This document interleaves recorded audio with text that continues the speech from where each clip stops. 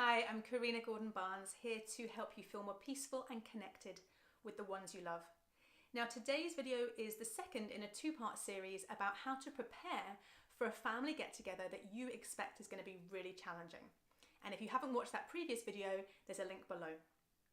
So last time we looked at how to get real about how they are likely to be in this family get-together. And today we're getting real about how we are likely to be. So how do we react when we're in these challenging circumstances?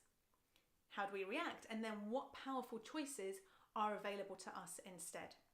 So this is not necessarily an easy task. It requires tremendous honesty and self-awareness, but it's so worth it because tremendous peace and connection is possible when we really know ourselves and how we respond. So the first step is to identify what you're likely to do when challenging situations come up. So, for example, it might look like this. When that particular family member starts on that topic, I take the bait. I get really passionate about these kind of issues and I won't let it go, and I will keep going and turn it into an argument, because if I believe that I am morally right, I will keep going and it will go into conflict. Like, right, okay, I know that about myself, that I do that.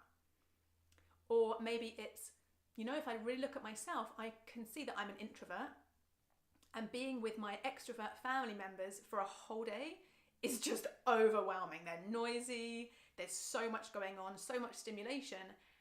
What I know about myself is that when I keep myself in that situation, I get really short and snappy. I become someone that I don't like to be. So identify really honestly how you contribute to the disconnect at your family get-together. And if you're thinking, well, I don't do anything, it's all them, dig a little deeper. Because for most of us, if not all of us, when we have our buttons pushed, the triggered version of us is not the best version of ourselves. Do we become defensive? Do we become passive-aggressive? Do we deliberately start arguments? Do we withdraw? Really get honest about what we do. So that's the first step, self-awareness. And once we have self-awareness, then we can step into power, because we can go all day blaming them and saying it's all their fault, but actually what is in our power? So knowing what you know about yourself, what different choices can you make? So perhaps that first example, I'm going to engage in healthy, interesting debate about this particular issue, but I'm going to know where to draw the line. I'm going to know where it becomes an argument, and I'm going to choose, it's in my power to choose to not continue into a conflict situation. I'm going to prioritize harmony over being right, or being like in the moral right. And when I really think about myself, I know that not drinking alcohol or limiting my alcohol is going to help me find that line. So that is in my power.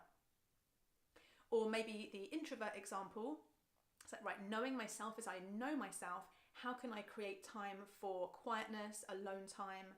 So maybe I go for a walk, maybe I play with the dog in the garden, maybe I do the kitchen clear up by myself, maybe I take myself off for a nap.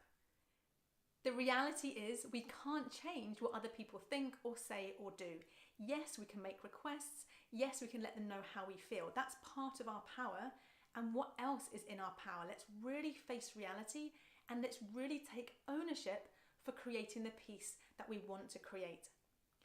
Here's what I want to feel when I walk away from my next family gathering. I want to feel I am proud of how I showed up. Others made their choices. I am proud of mine. I want to be the best version that I can be in that family gathering. Now, I'm not saying that this is easy. This work goes deep, much deeper than you can imagine from these short videos. If you want to get a real flavour for the work that I do, come over and read some of the stories, the testimonials, the case studies that are on my website.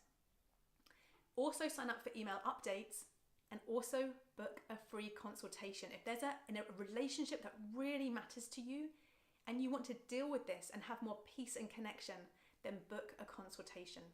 Come over to CorrinaGordonBarnes.com.